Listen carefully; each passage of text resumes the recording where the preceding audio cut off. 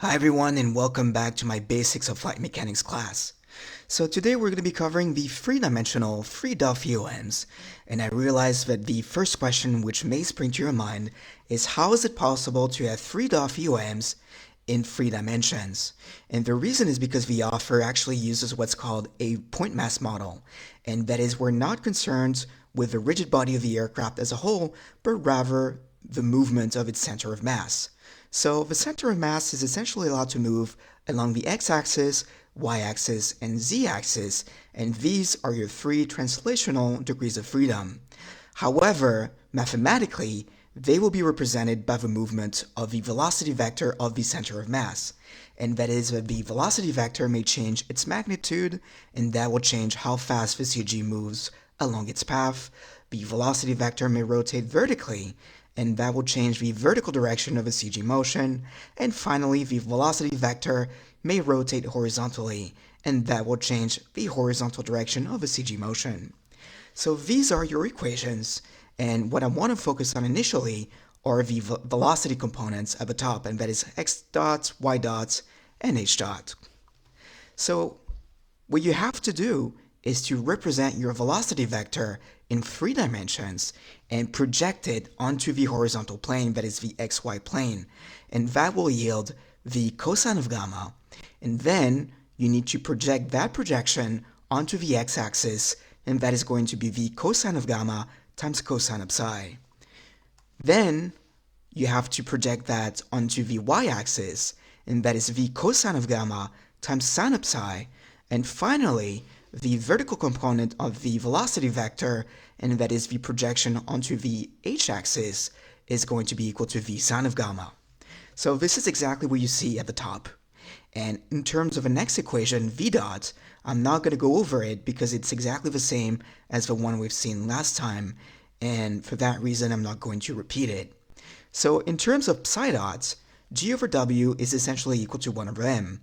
And the reason why there's a v cosine of gamma as part of the denominator is because the relevant acceleration, and that is the horizontal acceleration normal to the velocity vector, is equal to psi dot times v cosine of gamma. So if you want to isolate psi dot, you have to divide by v cosine of gamma. So in terms of the forces, you have the thrust force and the lift force. So when the aircraft banks, the lift force is going to be broken down into two components. There's going to be the vertical component, and there's going to be the horizontal component. So in here, we're actually interested by the horizontal component of the lift vector, and that is going to be equal to L sine of mu. In terms of the thrust vector, you have to derive the vertical component of the thrust vector, and that is going to be equal to T sine of epsilon. And then this will essentially behave just like the lift vector, as when the aircraft banks, it will be tilted by angle mu, and what we're after here is the horizontal component of that vertical component of the thrust vector, and that is equal to T sine of epsilon times sine of mu.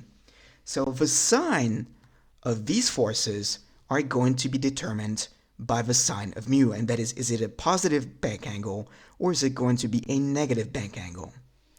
In terms of the next equation, gamma dots, g over w is equal to 1 over m, and the reason why it's divided by v is for the same reason, is because the acceleration is actually equal to v times gamma dot. So if you want to isolate gamma dot, you have to divide by v. In terms of the forces, you have the thrust force, lift force, and weight vector. And the story here is exactly the same. In terms of the lift force, here we're interested in the vertical component of the lift vector, and that is equal to lift cosine of mu. And because the projection onto kw is going to be on the negative portion of kw, it is going to be a negative contribution. And then for the thrust vector, first we have to derive the vertical component of the thrust vector, and that is T sine of epsilon, and then we have to derive the vertical component of that vertical component, and that is going to be equal to T sine of epsilon times cosine of mu. And because the projection onto kw is going to be on the negative portion of kW, it is going to be a negative contribution. Finally, the weight vector is going to be projected onto kW as well. And in here, it's going to be equal to W times cosine of gamma. And because it is on the positive portion of kW, it is going to be a positive contribution.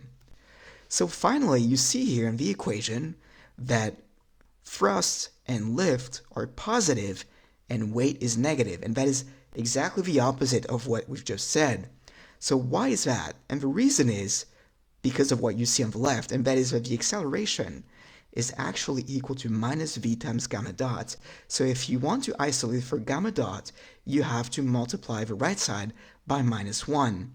And for that reason, all the signs are swapped. Alright, this is it for today. Thank you very much. See you next time.